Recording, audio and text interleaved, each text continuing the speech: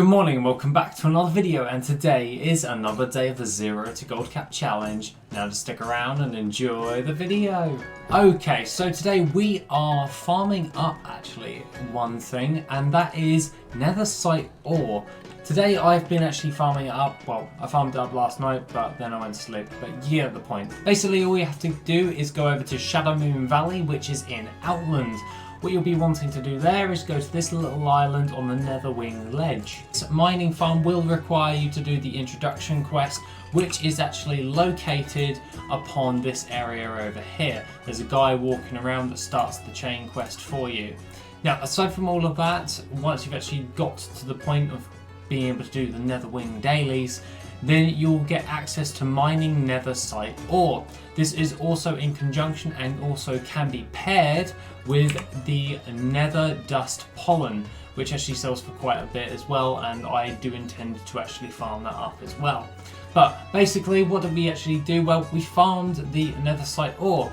I actually decided to fly around the entire area, which was go around the ledge in about a circular fashion, and then pick up any netherite ore that was dotted around, so such as here, and basically looks like any old mineral deposit, just a little bit bigger than standard.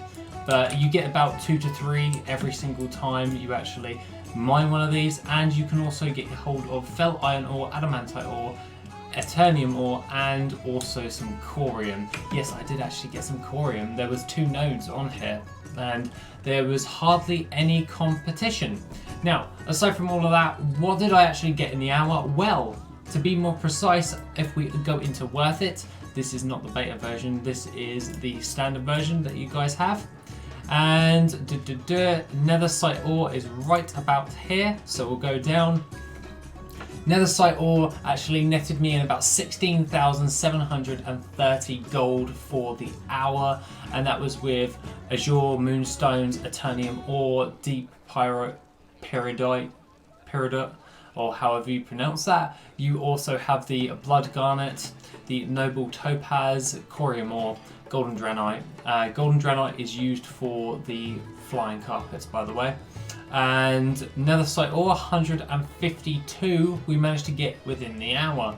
Now, aside from all of that, this is absolutely amazing, and we also got Dawnstones and Star of Alloons.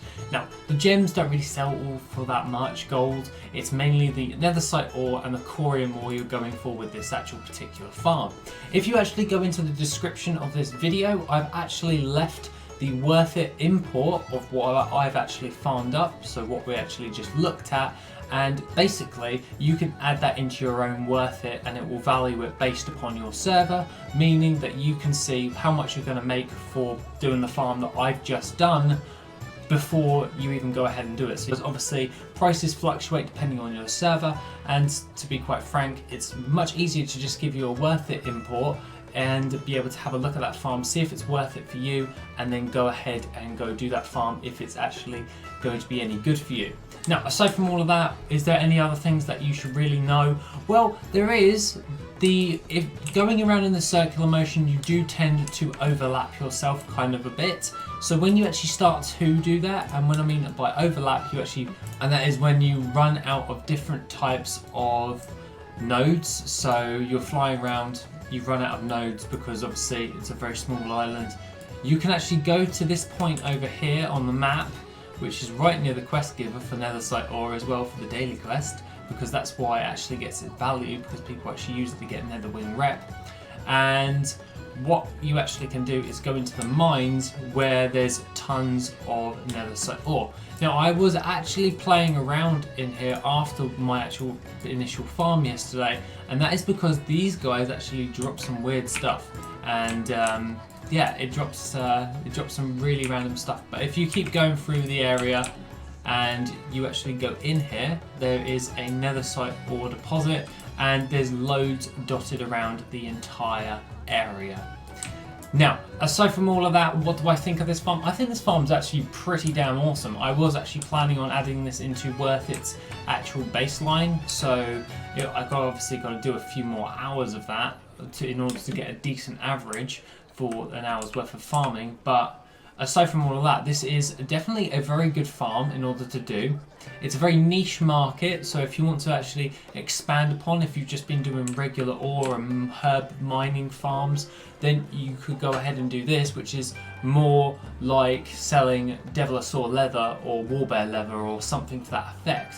It's a little bit different. It's used in order to gain reputation and quest turn-ins, and we can actually do the quest turn-in as well, as obviously once you've done the actual thing, you will receive the daily quest for Nethersite ore.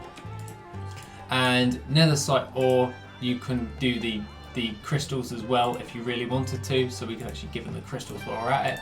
And that's 250 rep, Netherwing rep, and then with this one is 10 gold for giving that in, and also you get 250 Netherwing rep. I know I just spent a load of Nethersite ore, but in principle that is the daily quest in order and how you can actually go ahead and do it. Now overall this farm is by far very easy. I am curious to see what the mobs can drop though, because quite frankly they're all randomly dotted around, and it really does make me think about their loot tables, because these guys are rarely killed, so I wonder what type of loot tables that they have.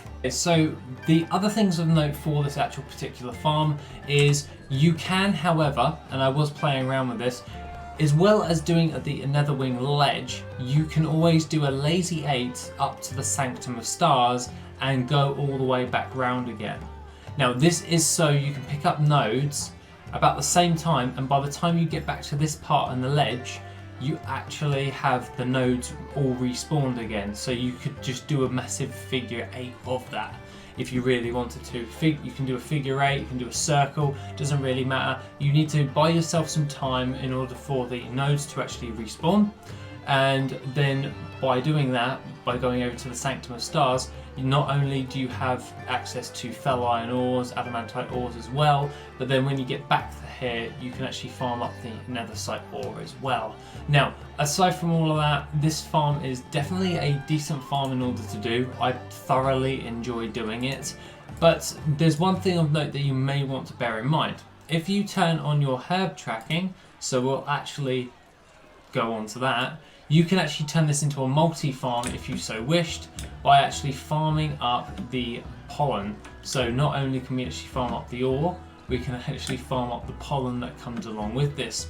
So these are usually dotted around the area, and when you actually do this, now you get a nether dust pollen, which is sell rate of 0.02, and that is a min buyout of 30 gold at the moment on my realm, and a market value of 37 gold on my realm, and then the region market value average is 102 gold.